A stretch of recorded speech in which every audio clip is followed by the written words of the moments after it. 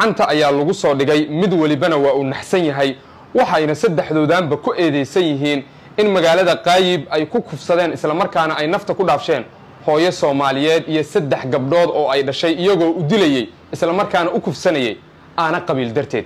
raggan hayb ahaan waxa ay ku hayb yihiin madaxweynaha Galmudug Axmed Cabdi Kaari Qoorqoor oo cadaado ay ka soo wada jeedaan beesha magaaladaasi degta ayaana talaabtan qaaday oo raggii gacanta laamaha amniga ku soo sintay waxaan rabaa inaan kula wadaago raggan la soo qabtay iyo ragga kale ee maqan sida loo soo qabtay iyo kuwa haatan lagu baadi goobayo isla markaana duurka cadaada laga raadinayo balse intaanu guda gelin wali aynu raadino xaqa hooyadii Soomaaliyeed iyo gabdhaheeda intii la kufsaday haddana la gowracay waliba qoorta markaas laga wada jiray wali cadaalada aan la raadino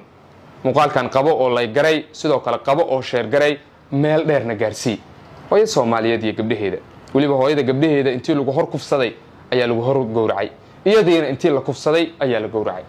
sidee sheeka noocaas aan u tabinaa aragtidaada qaybta hoose ee comment igno qrayb soo dhawaada magaalada Cadaado ee ka tirsan gobolka Galgaduud ee bartamaha Soomaaliya waxa ka soo baxaya warar waaweyn oo xasaasi ah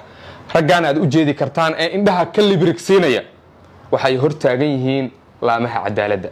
waxa gacanta ku soo dhigay beesha Saleebaan ee magaalada Cadaado degta uqaal odayaal iyo dhalinyaraba duurka ay beeshaasi galeen waxa ayna waqti iyo juhdi ku baxsheen sidii ay raggan laamaha cadaaladda ay gacantooda u soo gali lahaayeen ugu dambeyn waa la soo qabtay oo saddexdan nin waxa la sheegay inay qayb ka ahaayeen raggii kufsaday isla markaana nafta dhaafiyay hooyo iyo saddex gabdhood ah oo ay dhashay waxa la sheegay sidoo kale in saddex kale ay dhiman yihiin isla markaana ilaa iyo haatan beesha ay ku raad joogto dhacdadan argagaxa leh ee raggan ay geysteen maalin ka hor ay ka dhacday duleedka magaalada Qaayib ee gobolka Galgaduud iyadoona halkaasi loo geystay hooyo Soomaaliyeed iyo saddex gabdho oo ay dhashay kufsi wadareed isla markaana afartoodiiba la gowracay oo nafta la dhaafiyay dadka sidaas loo galay hayb ahaan waxay ka soo jeedaan beesha degta magaalada Xiindheere ama sidoo kale beesha Duduble waa ka salaamaha cadaaladda ayaa lagu soo simay maamulka Galmudug wax door ah kuma lahan qabashada dadkan madaxweyne Qoorqoor oo ay raggan ku hayb yihiin oo dhowr jeer damcay inuu rag kale uu ku kaarta baxo waa la fahmay laakiin beesha cadaalad degto ay bulshada Soomaaliyeed dhamaantood caaw waxay ku amaanayaan go'aankii ahaa in ay raggan soo qabtaan ay qaateen dhamaantoodna waa ay ka xumaadeen waxayna ku tilmaameen arrin gunnimo ah isla markaana ragga nuucan oo kale ah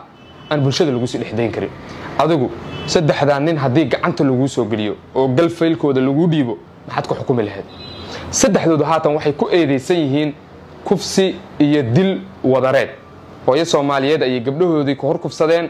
kadibna iyadiina way gowraceen hooyadiina nafta ay ka qaadeen adigu maxaa ku xukumi lahayd aragtidaada qaybta hoose comment igno qrayb muuqaalkan